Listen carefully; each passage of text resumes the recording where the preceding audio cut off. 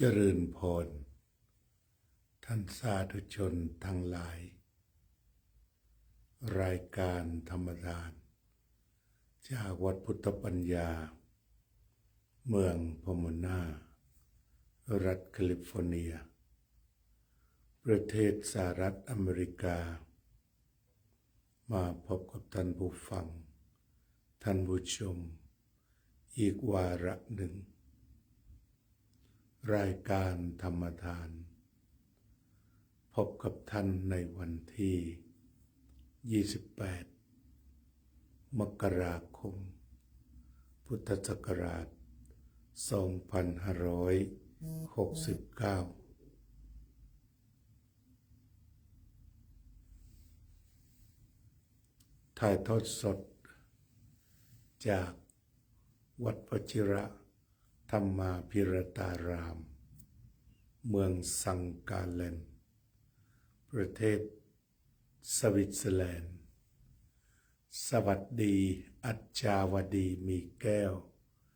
นาหลวงสบายดีอรชรสบายดีไหมอรชรสบายดีไหม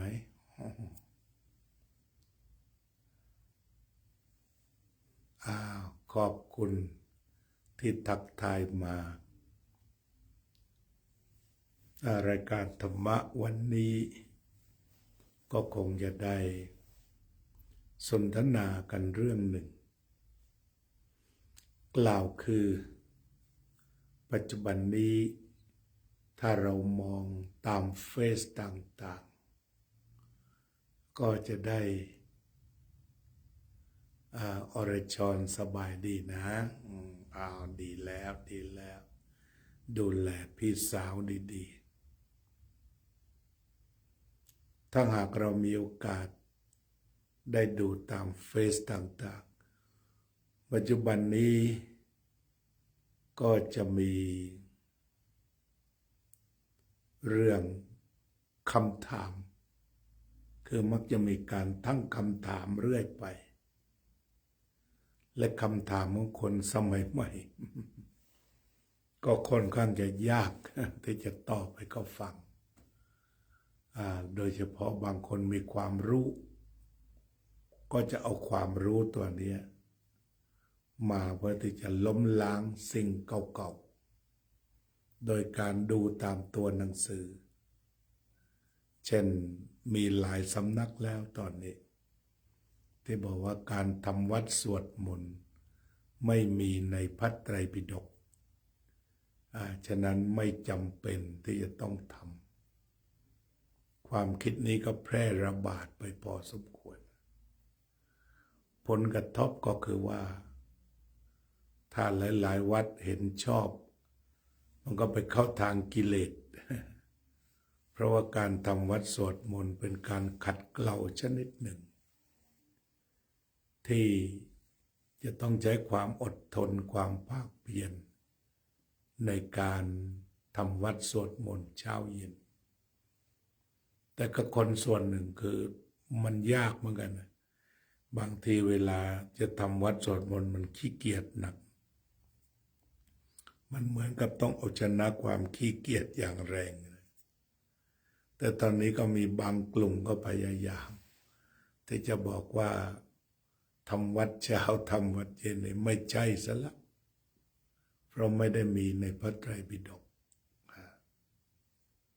ก็ถือว่าอาจจะเบาๆไปก็ได้ต่อไปกิจวัตรนี้ทั้งที่มันเป็นเรื่องดีมากอย่างการทำวัดสวดมนต์ในวัดที่มีพระอยู่หลายรูปก็เป็นการส่งเสริมสามัคคีหรือเป็นสามัคคีธรรมของแต่ละรูปที่จะได้พบกันทีนี้สามัคคีในวัดมันก็มีอยู่ผ่านกิจกรรมเช่นการทำวัดเช้าทำวัดเย็นการฉันเช้าฉันเพลร่วมกันสวัสดีครับอาจารย์สาธิตธีรปัญโยครับสวัสดีครับทีนี้ถ้ากิจกรรมเหล่านี้มันหมดไป มันก็ขาดเครื่องมือของการสร้างสามัคคีสงฆ์ภายในวัดไปเพราะว่ามีคนสมัยใหม่มาตีความแบบนั้นโยมกุลาภ พัชรดุลทีนี้บางคราวเนี่ยมันอาจจะเหตุผลไม่เป๊ะแต่มันได้ความรู้สึกถ้าพูดภาษาโลกก็เหตุผลไม่เท่าไหร่แต่เราจะได้อารมณ์เช่นการไหว้พระพุทธรูปอันนี้ก็มีปัญหาถามเหมือนกันไม่มีได้ไหมไม่ต้องไหว้ได้ไหมเพราะไม่มีในพระไตรปิฎกมันก็มาแบบนั้นคนสมัยใหม่นี่ก็ยังชั่วแต่ตอนนี้พระรุ่นใหม่ที่บวชเข้าไปแล้วก็ตั้งคำถามแบบเด็กสมัยใหม่ซะด้วยทีนี้พอเข้ามาอยู่ในเติบโตหลายพรรษาตอนนี้แหละปัญหาจะลุกลามเจริญพรโยมระเบียบเจริญพรโยมโจ้ต่อไปก็มาเป็นพระซะเองแล้วก็ใช้ทิฏฐิส่วนตัวนี้ใส่ลงไปคือแน่นอนละพระพุทธศาสนาเนี่ยการกระทำหลายอย่างอาจจะไม่ตรงเป๊ง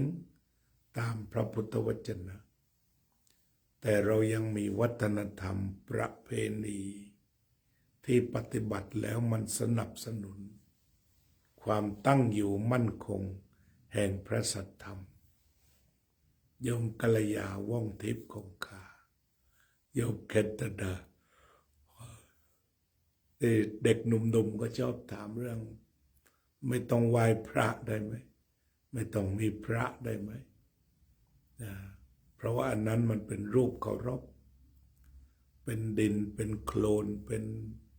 ทองคำเป็นเงินก็วิจารณ์ไปคือยิ่งคิดมันก็ด้วยเหตุผลมันก็ถูกแต่สุดท้ายมันก็เป็นเหตุผล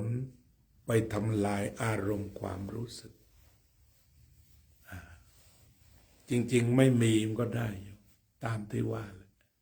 เข้าถึงพระธรรมโดยตรงมีพระพุทธเจ้าอยู่ภายในก็ไม่เที่ยงจะเอาตามได้ว่าผู้ใดเห็นธรรมผู้นั้นเห็นเราก็ไม่เที่ยงและถูกเพราะนั้นสติสมาธิปัญญาความเมตตากรุณาล้วนเป็นพระพุทธเจ้าได้เพราะว่าสิ่งเหล่านั้นเป็นพระธรรมพระธรรมคือพระพุทธเจ้าที่เราก็ย้อนเข้าไปประมาณตั้งแต่ศาสนาพระพุทธเจ้าปรินิพพาน500 ปีประมาณ1,000 หรือ 2,000 กว่าปี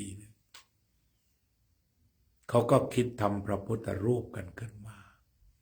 ก็คงจะเล็งเห็นประโยชน์ในทางจิตใจและทำต่อๆกันมาเพราะในแง่ของอารมณ์นั้นการได้กราบพระพุทธรูปการสัมผัสพระพุทธรูปของปุถุชนโดยทั่วไปเป็นเรื่องทำให้จิตใจมีความอิ่มเอิบเบิกบานหรือชุ่มฉ่ำแต่แม้แต่ว่าบางคนเขาก็ห้อยพระเครื่องอันเป็นเรื่องระลึกถึงเป็นเครื่องระลึกถึงพระพุทธเจ้าก็ทำกันมาทีนี้ตอนนี้ถ้าเราแยกไม่ออกแต่ว่าเลิกไปศิลปะก็หายไปเรื่องพระพุทธรูปนั้นมันเป็นยอดพุทธศิลป์ระดับโลกออกมาจากหัวใจของทุกคนที่มันมีศรัทธาเลื่อมใสออกมาจากใจโยมพะเยาเจนพนัสโยมโซเฟียสุภาพรโยมสุนิตวงศ์สุเทพเจริญพรทีนี้ถ้าเราไม่เข้าใจดีก็เรียกว่าเอาเหตุผลอย่างเดียว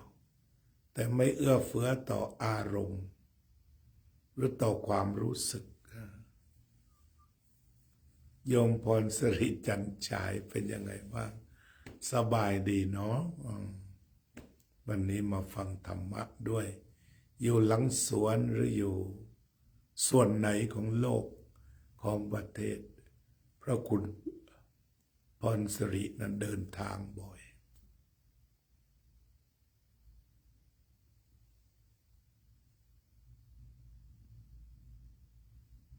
เพราะฉะนั้นก็ถ้าเราทำความเข้าใจว่ามันเป็นเรื่องทางอารมณ์เช่นเรามีพระแขวนคออุ่นใจไปวัดได้กราบพระพุทธรูปพระประธานก็อุ่นใจอันนี้ในเชิงอารมณ์แต่ตอนนี้ถ้าใช้เหตุผลเพียวๆแบบเด็กสมัยใหม่ก็ว่าได้คือยอมรับว่าคิดอะไรแปลกๆคุยกับคนสมัยใหม่คือขาดรากของความศรัทธาเลื่อมใสอย่างเราเนี่ยอายุ68ไม่ได้เคยตั้งคำถามกับพระพุทธรูปอะไรต่างๆมีก็กราบกันไปที่แต่ว่ามันตะเลิดไปเช่นว่าไปปลุกเสกตรงนี้ก็ไม่ควรแต่ว่าสร้างพระพุทธรูปก็ให้มันศักดิ์สิทธิ์อยู่ในนั้นมันศักดิ์สิทธิ์อยู่ในพระมหากรุณาคุณพระวิสุทธิคุณและพระปัญญาคุณความศักดิ์สิทธิ์ของพระอยู่ตรงนั้นจะศักดิ์สิทธิ์ยิ่งก็ต่อเมื่อเรากราบพระแล้วทำใจตามพระมหากรุณาธิคุณไปอาจจะอธิษฐานไม่ถึงกับอ้อนวอนขอให้ข้าพเจ้าดำรงชีวิตอยู่ด้วยความรักเพื่อนมนุษย์และรักสัตว์ทั้งหลายไม่มีที่สุดไม่มีประมาณอย่างพระพุทธเจ้าด้วยเถิดอาจจะเป็นการอ้อนวอนขอร้องนิดอาจจะไม่ถึงกับว่าเป็นพุทธแท้แต่ถ้าดูแล้วผลกระทบก็คือดีอธิษฐานก็คือตั้งใจที่จะมีเมตตาตั้งใจที่จะอยู่ด้วยเมตตาเมื่อตั้งใจไว้ถูกแล้วหากมีเหตุการณ์ใดๆที่จะทำให้โกรธเราก็กลับมาหาพระพุทธเจ้าเราเป็นสาวกพระพุทธเจ้านะตั้งใจว่าจะอยู่ด้วยเมตตาความโกรธความเกลียดความชังความพยาบาทมันก็จะอ่อนตัวลงไปเลยหรือไม่เกิดเมื่อเราเปลี่ยนจิตมาเป็นเมตตาโกรธก็ดับไปเพราะว่าจิตเกิดดับทีละครั้งในแง่นี้ก็เรียกว่าเรามีพระพุทธเจ้าเป็นที่พึ่งก็สื่อจากพระพุทธรูปพระพุทธรูปทำให้เราระลึกถึงพระพุทธเจ้าที่เป็นองค์พระธรรมคือพระมหากรุณาธิคุณมันโยงกันแล้วมันก็เป็นประโยชน์ของพระพุทธรูปเช่นนั้นต่อไปก็พระวิสุทธิคุณคือพระพุทธเจ้านั้นบริสุทธิ์หมดจดจากกิเลสทั้งปวงไม่ว่าจะเป็นกิเลสหยาบตลอดถึงละเอียดที่เรียกว่าอาสวะพระพุทธองค์ทรงตรัสรู้อาสวัคคยญาณก็คือหมายถึงว่ากิเลสเนี่ยเกลี้ยงหรือว่าหมดหรือสิ้น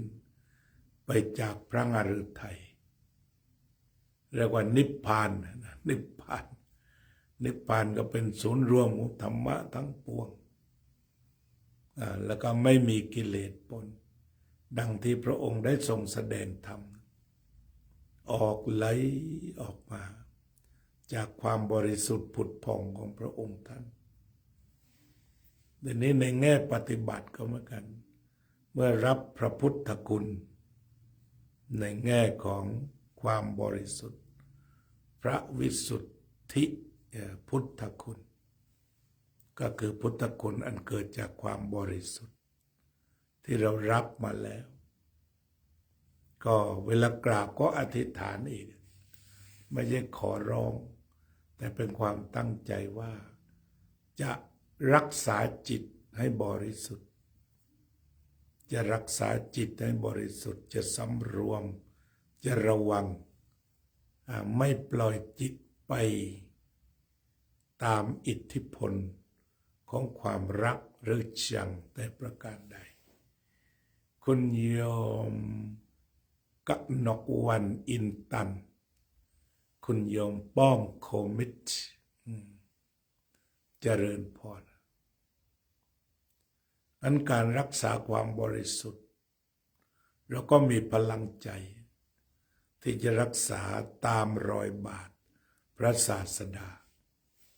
คือรักษาจิตนั้นให้บริสุทธิ์ไม่เศร้าหมองเพราะรักเพราะเกลียดเพราะชังเพราะซึมเศร้าเซ็งและสับสนรักษาจิตให้ใสให้แน่วแน่ก็ถ้าว่าเรามีพระภายในที่เรียกว่าเป็นพระบริสุทธิ์แล้วเราก็จะถึงพระพุทธเจ้าพระองค์จริงแล้วนะว่ามันมีความบริสุทธิ์อยู่ภายในก็ต่อมาก็คือพระปัญญาพระปัญญาของพระพุทธองค์คือปัญญาที่ตรัสรู้จนกิเลสน้อยใหญ่สลายไปหมดอาสวัคยายานปรากฏกิเลสทั้งหมดหายไปอันนี้ก็เรียกว่าเป็นการระลึกถึงพระพุทธคุณประโยชน์ก็อยู่ตรงนี้ประโยชน์ก็เหลือทางจิตใจก็ไม่ต้องคิดเชิงเหตุผลเยอะเพียงแต่ว่ารับความบริสุทธิ์มาไม่ถูกกิเลสกวนแล้วก็มองลงไปว่าโอ้จิตชนิดนี้ดีประเสริฐเป็นอิสรภาพคือถ้ามองได้อย่างนั้นเพราะฉะนั้นปัจจุบันนี้บางอย่างเราก็อาจจะไม่ต้องตอบแล้วเพราะว่าตอบแล้วมันไม่จบ ถ้าเกิดขึ้นบางอย่างเราก็ไม่ต้องตอบเพราะว่าตอบแล้วมันไม่มีวันจบแล้วนะก็ปล่อยให้เขารู้เขาไปบางทีนอกจากเขาตั้งใจจะมาฟังคำอธิบายนั่งลงสดับก็อธิบายคือมันไม่ได้มาในพระไตรปิฎกแต่ว่ามันเกิดขึ้นมาจากวิญญาณอันสะอาดสว่างสงบสวยงามแล้วก็ผลิตพระพุทธศิลป์ขึ้นมาไว้กราบไหว้บูชานี่ก็ชื่อว่าเป็นการเอาปัญหาซึ่งจะลามเยอะปัจจุบันเนี่ยเด็กรุ่นใหม่เขาก็จะถามซอกแซกแต่ว่าไม่ใช่เป็นไปเพื่อเพิ่มพูนการปฏิบัติแต่จะเป็นการทำลายทำร้ายซอกกร่อนบ่นทำลายที่ว่าเนี่ยแต่ละพฤติกรรมซึ่งตรงนี้ก็ต้องตั้งหลักให้ดีพระที่เฝ้าศาสนาว่าจะรับมือเด็กๆเหล่านี้อย่างไรเด็กรุ่นใหม่มันก็มาแปลกหมดแล้วทางศาสนามันก็มาแปลกถามแปลกทางการเมืองมันก็ถามแปลกทางสังคมก็ถามแปลกคือมันจะเอ็นไปทางวัตถุนิยมเมื่อมีวัตถุนิยมคำถามมันก็จะเต็มไปด้วยความโลภแล้วเราจะได้อะไรแล้วทำไมคุณได้สิ่งนั้นคือพูดถึงการได้เปรียบการเสียเปรียบคือไม่ผ่อนปรนกันนี่ก็คือวิธีคิดสมัยใหม่ที่กำลังจะมาปะทะสังคมมันมีทางเดียวเราต้องรู้เท่าทันต้องเข้าถึงพระคุณของพระพุทธองค์ให้ถูกทั้งพระมหากรุณาคุณคืออย่าใจร้อนใจเร็วพระวิสุทธิคุณทำใจให้มั่นคงพระปัญญาคุณไตรตรองให้ทวนที่ทั้งปรโตโคสะและโยนิโสมนสิการก็คิดว่าหากทำได้เช่นนั้นก็คงจะทำรงพระศาสนาในยุคสมัยใหม่ที่เต็มไปด้วยคำถามอยู่ได้เอานั่งสมาธิกันหน่อยนะ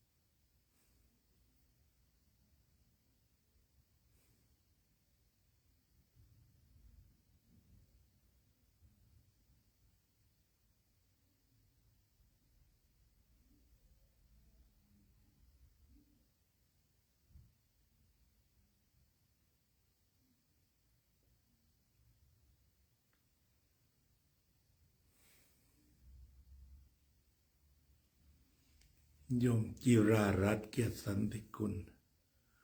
สัพเพสัตตาสัตว์ทั้งหลายที่เป็นเพื่อนทุกข์เกิดแก่เจ็บตายด้วยกันทั้งหมดทั้งสิ้นอเวราโหนตุจงเป็นสุขเถิดอย่าได้มีเวร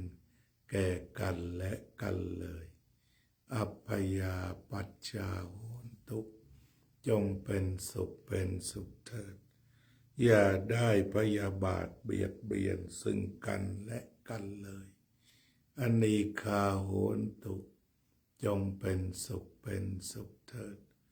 อย่าได้มีความทุกข์กายทุกข์ใจเลยสุขีอัตตานังปริหะรันตุ